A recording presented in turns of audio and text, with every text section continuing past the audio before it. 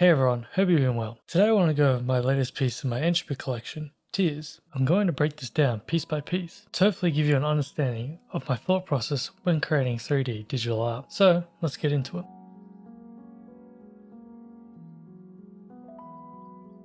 One of the main elements of this piece is going to be the eye. So I want to get this done first, as it will help me plan out the rest of the composition and where I want to add more elements later. I start by creating a sphere object that I then scale on the z-axis to make it have a more oval shape. After that, I then delete half of the faces as I only need one side in the frame of the camera. Then, using this half flattened sphere, I duplicate the object and scale it to be smaller. This object will act as the pupil of the eye, and I will merge these two objects using vertex merge by distance. Then I create another half sphere that will cover the eye model. This will be the corona that goes over the eye.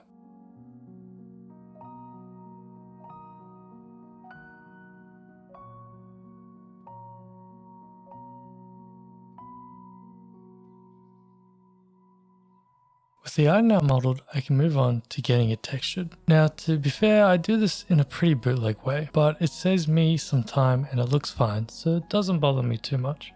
I find a random image of an eye, and then using this, I UV the object to it. Trying to avoid as much warping as possible, I first UV the pupil, then the rest of the eye.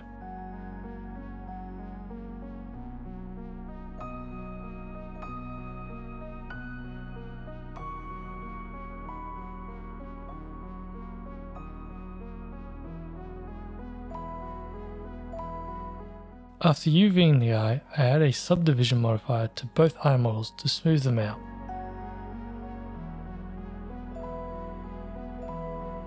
Now that the eye is done, I can move on to what will be the opposite side of the eye, the water. For the water, I want to create the effect of a water droplet hitting the water surface, which will cause a ripple effect all around the drop. So with this in mind, I start by creating a cylinder that I delete everything but the top face, giving me the circular edge loops that I need to create a ripple effect. To create this effect is fairly simple. Add in an extra edge loops, and for every second one, bring it down, going deeper and wider the closer to the center. I also add in a subdivision modifier to help smooth out the ripples. For the center, I want it to come out a little more.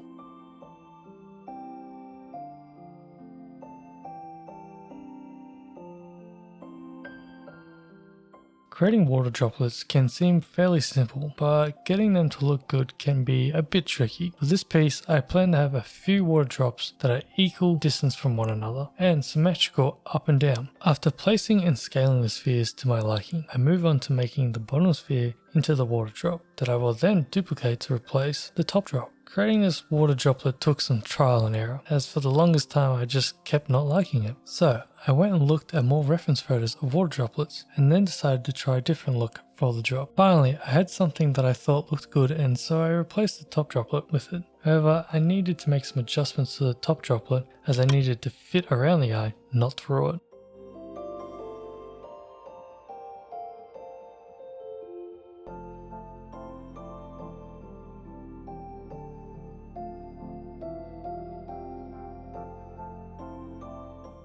With the main elements of the piece in, I can now start adding in details and materials to the models. I've already done the eye from when I was UVing it, so I can mainly focus on the water material for this part. To create the water material, I use a bunch of different shaders that I mix together to get my final look. I first mix a glass shader and a refraction shader at 0.5% using the settings seen here. Then I mix on top a diffuse shader to help tint the color. After that, I mix in a transparent shader to help add some depth to the water by allowing light to move slightly through the water. Now I want to add in some bump detail to make the water feel less flat and slightly more random. I first start by adding in the smaller bump detail. To do this, I use a noise texture that is scaled up very high, then using the bump node, I reduce how strong it is. This helps the light scatter and highlight the water in a much nicer way, as it doesn't look as flat as before.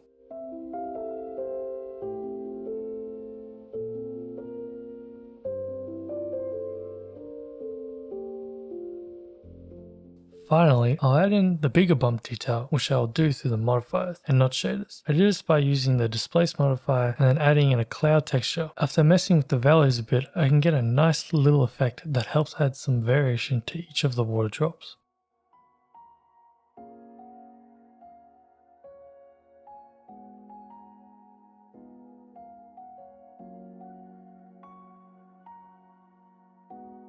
With the materials all done, I can move on to really focusing on the lighting and getting the piece looking good. I want this piece to consist of the two opposite colors, that being blue and yellow. It took a lot of experimenting to figure out how I wanted to do this. I tried doing it with a gradient on the world material, but I ultimately decided that I didn't like how this looked. So I ended up with the two area lights on the opposite side of one another. For the background, I created a plane and scaled it to fit the whole frame behind the main piece, as I wanted to create a radial gradient behind the piece so that one, it wasn't completely flat, and two, so that it would help highlight the center, focusing the viewer's eye in that area. Then using a cube with a principled volume material, I could scale this so that it seemed the water disappeared into the background. This took a lot of experimenting to get the right look I wanted, so don't be afraid to try a bunch of different ideas of how to do something, as there's normally not one hard fast rule for this kind of stuff.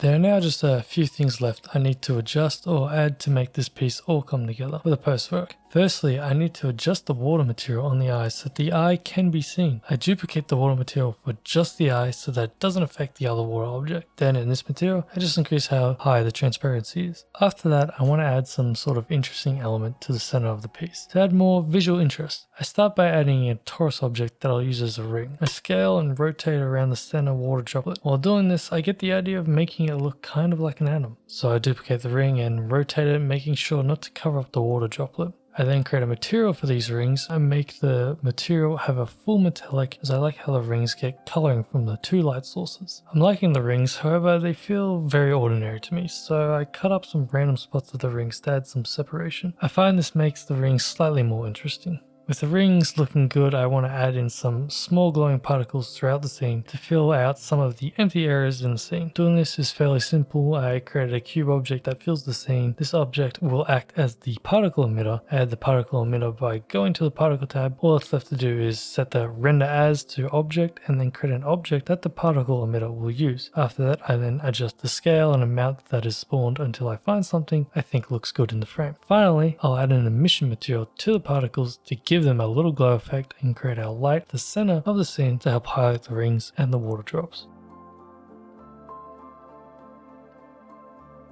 Doing the compositing for this piece is fairly simple. I first started by adding a glare node using the ghost setting. This gives a nice cool effect where it looks like the particles are being sucked into the center. Then using another glare node, I add a little shape to the particles by using the streaks setting, making sure to reduce them to be very small. Again, I add in another glare node. This time the node will handle the fog glow setting, giving the particles a volumetric glow to them. Finally, for the compositing, I add a lens distortion node to add a little bit of chromatic aberration around the render.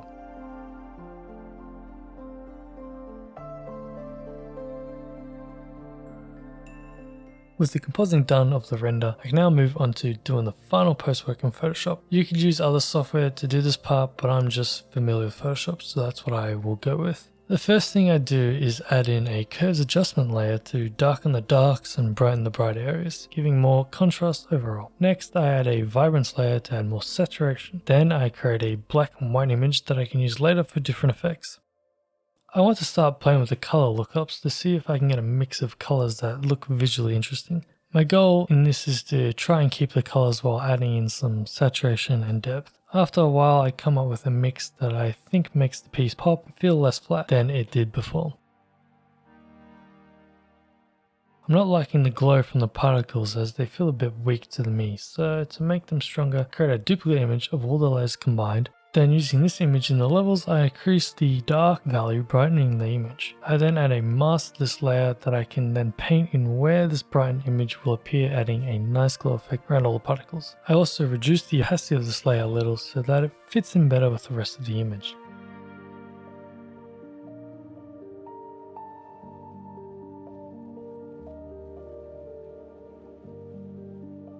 I create another full merge image and use a high pass filter on it, then setting the layer to overlay and reducing the opacity of the layer. This adds a highlight to the edges of the image, making it pop just a little more. Then creating another merged image, I turn this one into a smart object so that I can use the camera raw filter. I use this filter to easily add in a vignette effect.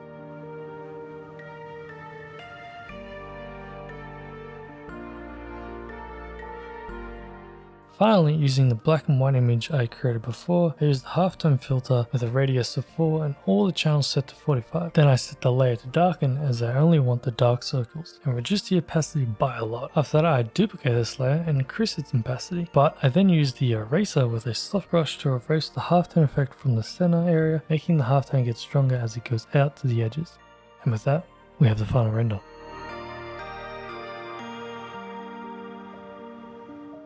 Thanks for watching everyone. If you enjoyed the video, please give it a like and subscribe for future content and streams. If you would like to get a print of this render, the link to the store will be down below, as well as my other socials. Till next time everyone.